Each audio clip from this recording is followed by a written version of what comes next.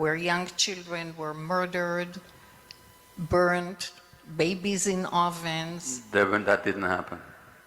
There were no babies in ovens. Oh yes, they were. No, there weren't. That's been refuted even by the Israelis. There were. No, there weren't. There were. There were no babies in ovens. Well. But let's agree. Hold on. Let's agree on what we do agree on. Okay, a horrible massacre happened. People were killed in their homes. Civilians. Hold on a second. Killed. Were raped. David, no. Look. Let's agree that it was bad enough without adding stuff to it. Okay. Now I'm telling you, there's been no evidence of mass deliberate rapes. No such evidence. Oh my gosh. I'm sorry.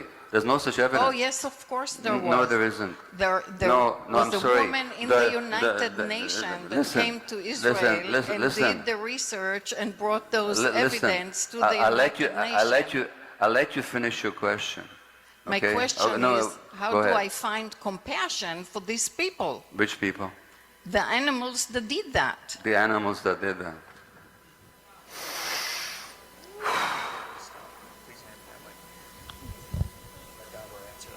I get your point of view, okay?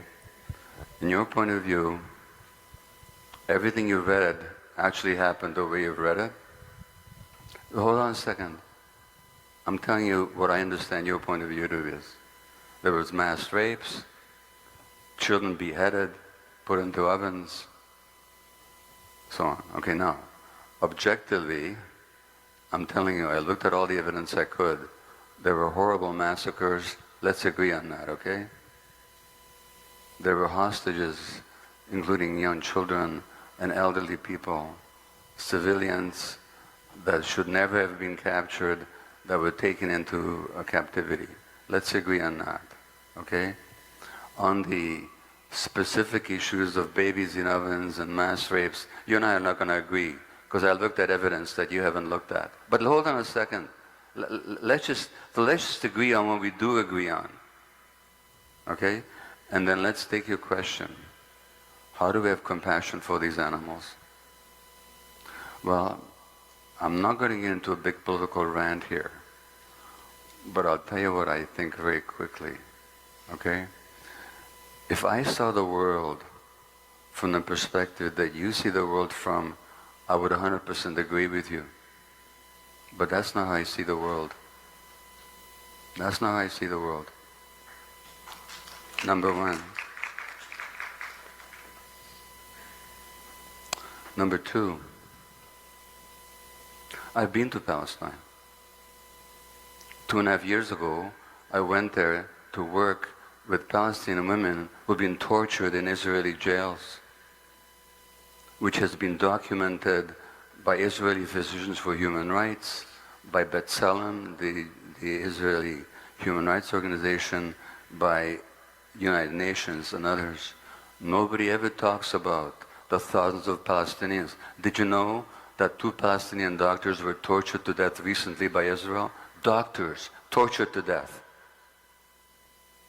Now my question to you is, and I'm not going to go into the history, this is not the place for it, but I have a different view of the history. I used to see it the way you do. I don't anymore.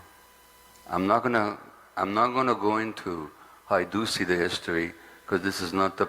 Just let me finish. Honest to God, I'll give you the last word. I promise you. I do promise you that. Okay. History did not begin on October the 7th.